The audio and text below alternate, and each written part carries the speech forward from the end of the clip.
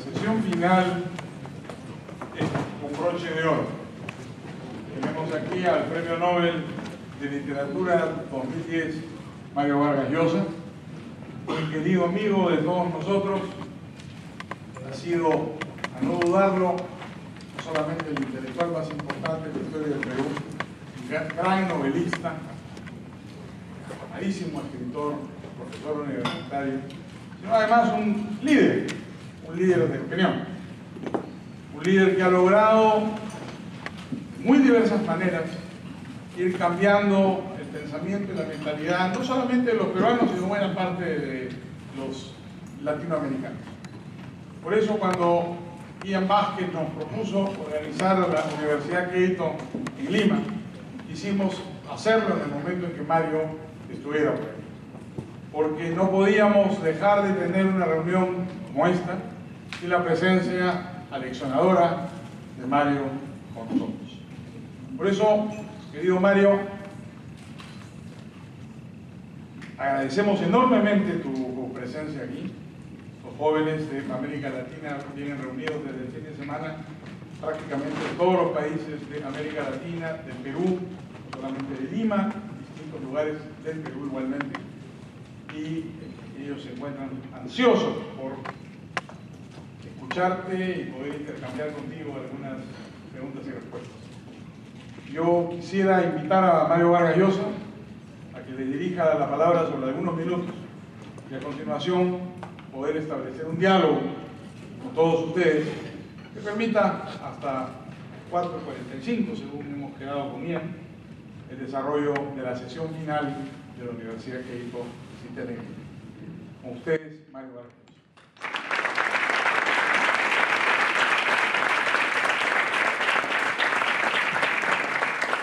Muchas gracias. Enrique es un viejo amigo, como ustedes habrán podido advertir en su presentación, así que de todo lo que ha dicho hay que rebajar bastante, que se lleve a la generosidad y a la amistad. Lo que queda es el gusto que me da reunirme con ustedes, aunque sea brevemente. Ya sé que representan prácticamente a jóvenes de todo el continente latinoamericano y creo que esta es una oportunidad magnífica que ojalá tuvieran muchos otros jóvenes latinoamericanos de reunirse para intercambiar ideas, experiencias y sobre todo hacerlo bajo el signo de la libertad. Una realidad que creo hoy día está profundamente enraizada en el continente y a diferencia de lo que ocurría en el pasado, creo que el realismo permite ser bastante optimista sobre el futuro de la libertad en América Latina. Hemos visto cómo la libertad viene permitiendo transformaciones muy profundas, tanto en el campo político, como en el campo económico, como en el campo cultural, como en el campo individual, y eso creo que para los jóvenes, quienes tienen sobre sus hombros la responsabilidad de lo que va a ocurrir con América Latina, debe ser un gran aliciente. Pues, encantado de estar con ustedes y encantado de que en estos minutos cambiemos un poco de ideas e impresiones, y creo que el mejor formato para hacerlo es cederles la palabra e iniciar de una vez este diálogo de muchas voces, ¿no? Así que tienen la palabra y muy contento de estar con ustedes.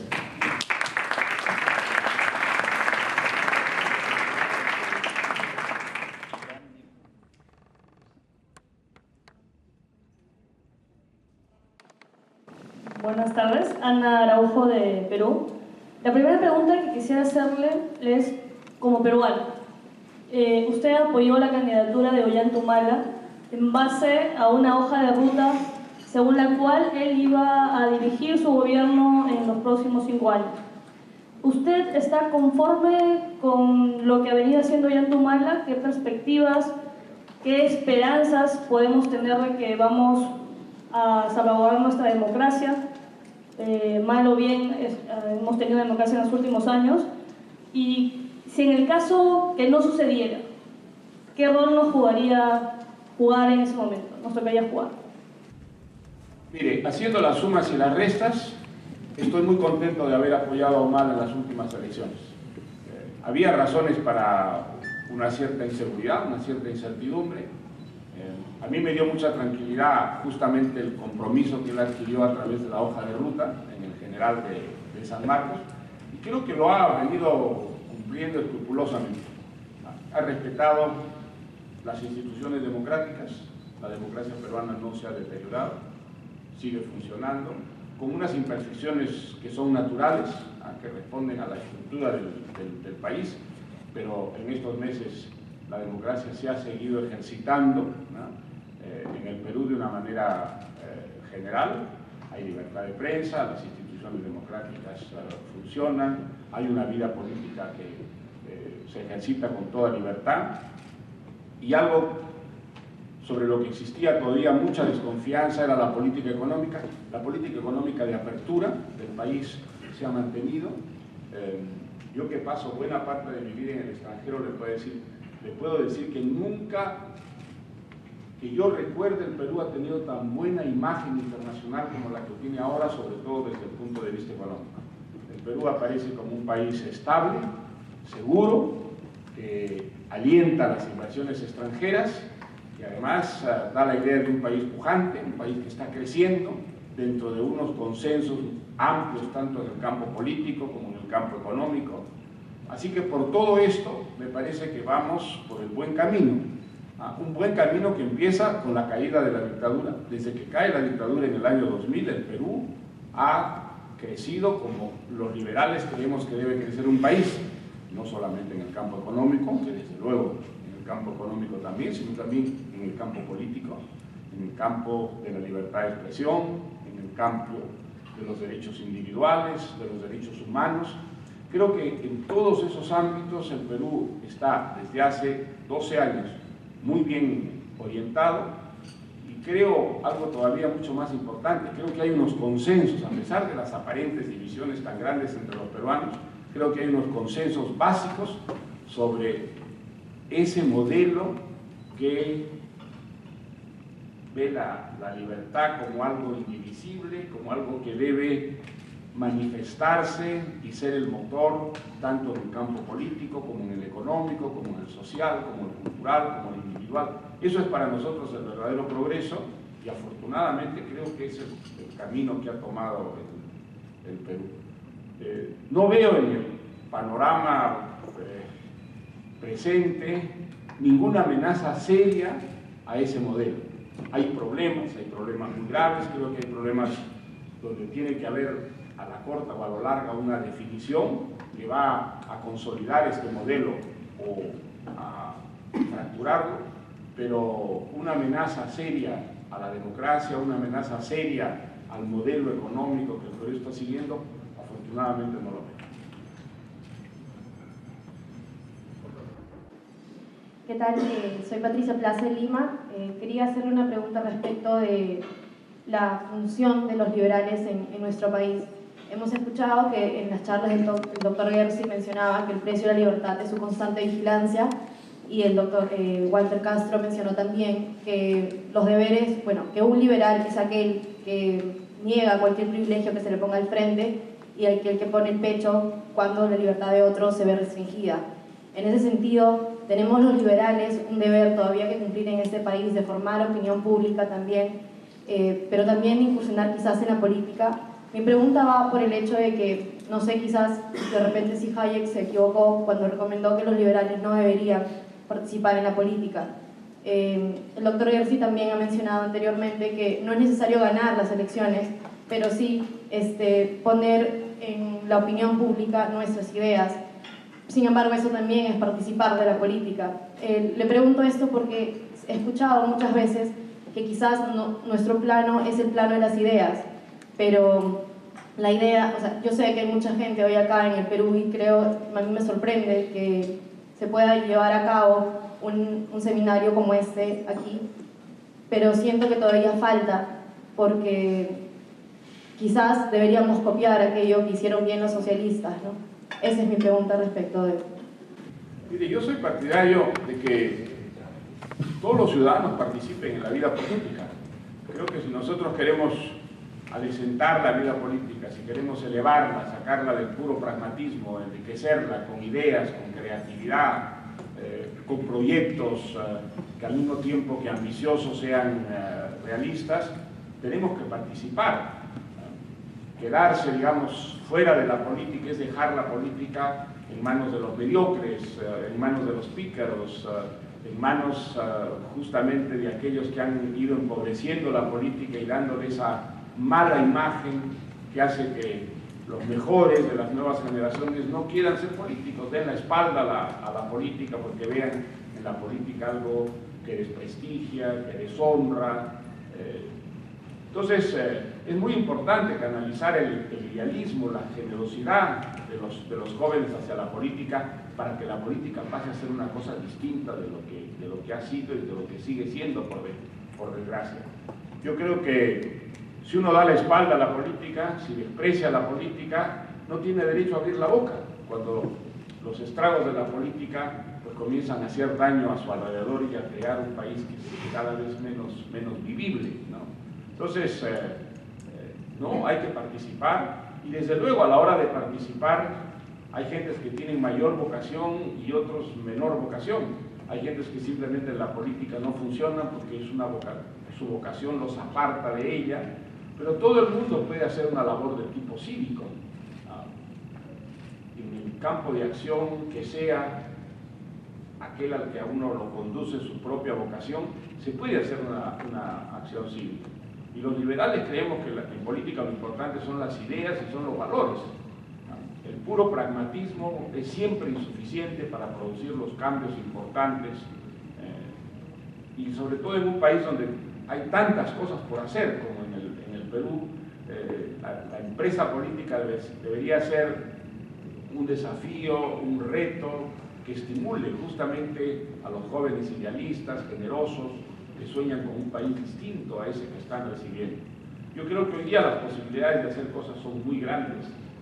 La verdad que el Perú es una tierra que está esperando ideas, proyectos, iniciativas. Prácticamente en todos los campos queda un enorme trabajo por hacer y a los jóvenes debería estimularlos extraordinariamente esa posibilidad. Lo fundamental es que se mantenga este modelo de libertad política y de libertad económica. Ese es el cuadro, el marco que ha permitido a los países que están más avanzados llegar al lugar en el que están. No ha sido el camino de la dictadura, no ha sido el camino del populismo, por el contrario, esos modelos son los que han convertido a América Latina en el país atrasado que es. Esos modelos han hecho que América Latina pierda tantas oportunidades y se haya ido quedando relegada, retrasada. Afortunadamente las cosas comienzan a cambiar. Hoy día América Latina, con las excepciones que sabemos, es un continente dinámico que va quemando etapas y va siendo visto además en el mundo, en estos momentos en que Occidente, por ejemplo, vive una crisis tan profunda, como una tierra promisora, como un continente de esperanzas.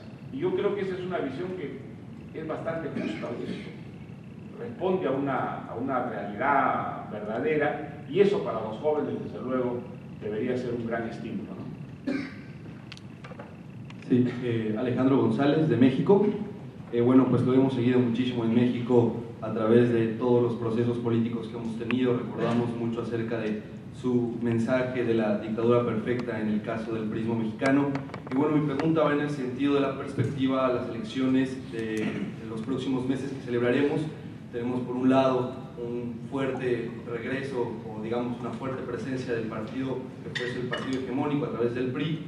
Tenemos por otro lado que el partido que encabeza las causas liberales enfrentó una guerra fuerte contra el crimen organizado y hoy vivimos un estado pues, de represión y de militarismo terrible. Y bueno, parece ser hasta cierto punto que la izquierda está retomando un poco el programa liberal que muchas personas al interior del Partido Accional habían pronunciado y que bueno, no se había cumplido.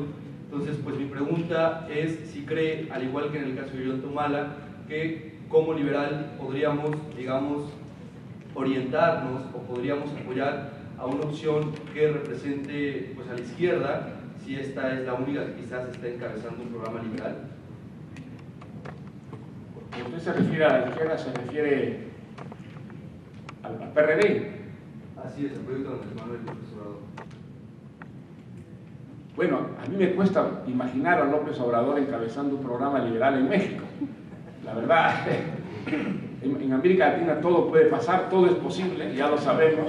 Es la tierra, pues, del realismo mágico, ¿no? Y en política, el realismo mágico ha tenido manifestaciones diversas, pero no sé si puede llegar verdaderamente a esos extremos surrealistas de que Manuel López Obrador pudiera encabezar un movimiento realmente liberal. He visto que está proponiendo una república morosa. Es la fórmula que ha utilizado, en verdad, una república morosa. Esa es una fórmula anarquista, como ustedes saben, la república amorosa de López Obrador. Yo me resisto también a creer que lo dice en serio. Tengo la impresión que más una fórmula que los creativos de la publicidad que están asesorando su campaña le han propuesto para borrar un poco la imagen del líder populista, ¿no? Que Enrique Krause con mucho humor calificó de, ¿se acuerdan? Nunca los encabezaron los movimientos religiosos, en ningún caso, ni en Túnez, ni en Libia, ni en Egipto, fue un movimiento laico en un principio. Luego, lógicamente, como las únicas organizaciones de resistencia a las satrapías eran movimientos religiosos, como los de los hermanos musulmanes, han aprovechado, y en muchos casos el grueso de la población ha seguido, digamos, aquello que existía como una fuerza de resistencia al autoritarismo, al totalitarismo, y eso ha dado una presencia política importante a organizaciones religiosas. Pero yo creo que es una exageración, una mentira decir que todo el movimiento democratizador, popular de los países árabes ha sido completamente confiscado por los hermanos musulmanes y por las organizaciones islámicas. Hasta ahora eso no ha ocurrido. Hay caos, en el caso de Egipto, pues la estructura militar, que es un aparato muy fuerte, ha expropiado para sí, pero sin conseguirlo del todo, porque el movimiento popular todavía se mantiene muy activo, y yo creo que la democracia todavía está allí, en un estado natural, un poco salvaje, un poco primario, pero que es un movimiento profundamente democratizador y que busca, dentro de la confusión, un modelo que en última instancia es el nuestro, ese es el que nosotros proponemos, ¿no? O sea que yo creo que no hay que dejarse, digamos, abandonarse al pesimismo de decir que aquello ya fracasó. Lo que sí fracasó es el movimiento de los indignados. Ese movimiento sí fracasó, ese movimiento no queda prácticamente sino ya el recuerdo, ¿no? Era un movimiento muy comprensible, era un movimiento de jóvenes como ustedes que con grandes esfuerzos habían terminado sus carreras universitarias, habían obtenido sus diplomas, que salían al mercado de trabajo y lo encontraban cerrado, porque simplemente no había trabajo, el paro crecía, vivían unas situaciones de crisis financiera enormes que por supuesto había guillotinado los puestos de trabajo, y eso creó un movimiento de indignación perfectamente legítimo. Lo que es lamentable es que ese movimiento pues rápidamente fuera canalizado por formas populistas, formas colectivistas, formas estatistas, y precisamente porque los modelos eran tan anticuados y tan absolutamente destruidos por la misma realidad, es que el movimiento de los indignados se ha ido deshaciendo, y yo no creo que con muchas posibilidades de que se reconstituya, ¿no? Europa está viviendo, digamos, una crisis que es la crisis del exceso, del despilfarro, de haber gastado más de lo que tenían, de haber concebido proyectos sociales aparentemente muy generosos y que eran totalmente imprácticos, irrealizables. Y entonces eso es lo que ha provocado esa crisis espantosa que está viviendo Europa. Y de lo que debía salir es un retorno al realismo. Es lo que está viviendo hoy día España, por ejemplo. España hoy día un gobierno liberal conservador que está haciendo, yo creo, lo que hay que hacer, es decir, pidiendo enormes sacrificios a la sociedad para pagar sus culpas, para pagar una política de derroche irresponsable, insensata, que y eso es lo que es el populismo. Sacrificó el futuro en nombre de un presente de muy corta existencia, y eso pues a la corta o a la larga se paga, ¿no? Pero al mismo tiempo creo que las bases que tiene Europa son muy sólidas, las bases que tiene la democracia, la cultura de la libertad, y al final va a salir, pero va a salir a un costo, en el caso de algunos países, enorme y hasta trágico. Buenas tardes, ¿cómo está? Le habla Bolsa Pene de Caracas, Venezuela. Le quería preguntar, como usted sabe, Venezuela se avecina un proceso electoral que creo que va a ser determinante para su futuro y quizás para muchos países de la región. Me gustaría conocer su opinión sobre las perspectivas sobre ese proceso electoral y en caso de que Enrique Capriles, el candidato opositor, llegase a ser electo, ¿usted cree que debería adoptar, digamos, reformas o medidas liberales aceleradas o más bien debería ir a un estilo gradual que asegure la estabilidad y la gobernabilidad del país? Mire, yo soy optimista con Venezuela. Yo creo que hay muchas razones para ser optimista. La primera, el hecho de que la oposición se mantenga unida. Creo que por primera vez la oposición se mantiene unida y los resultados no pueden ser mejores. Creo que tienen un excelente candidato. Creo que sobre todo Capriles es alguien que no está manchado para nada por el pasado. Es un joven que de ninguna manera vivió, ni participó, ni fue responsable de lo que fue la farra venezolana. También hubo una farra venezolana que desnaturalizó la democracia, desprestigió la democracia y abrió la puerta pues al populismo de Chávez. Creo que la manera tan responsable, tan sensata como está actuando la oposición le da una gran fuerza en un momento en que el desprestigio del régimen está creciendo de manera muy acelerada. Los problemas de Venezuela, bueno, usted lo sabe mejor que yo, son enormes, tiene la inflación más alta de América Latina. Chávez ha conseguido que su país tenga tal vez la criminalidad más alta del mundo, no de América Latina, sino del mundo. Creo que Caracas es la ciudad donde mueren más personas de manera violenta que en ninguna otra ciudad del mundo. Entonces, es natural que el descontento en Venezuela haya ido creciendo. Claramente hay una división dentro del poder muy grande. Todos los que están con el poder básicamente por interés, por tráficos que los benefician, están sumamente inquietos y asustados con lo que ocurre. Y por otra parte, pues evidentemente el propio Chávez, que sigue siendo el gran aglutinante, es alguien que está muy limitado por razones de salud, de tal manera que eso crea una desventaja muy grande en su caso en este proceso electoral. Así que para mí hay esperanzas. Ahora, ¿qué es lo que debe hacer Capriles una vez que tome el poder, si lo toma? Yo creo que eso no se puede, digamos, establecer de antemano en el caso de ningún país.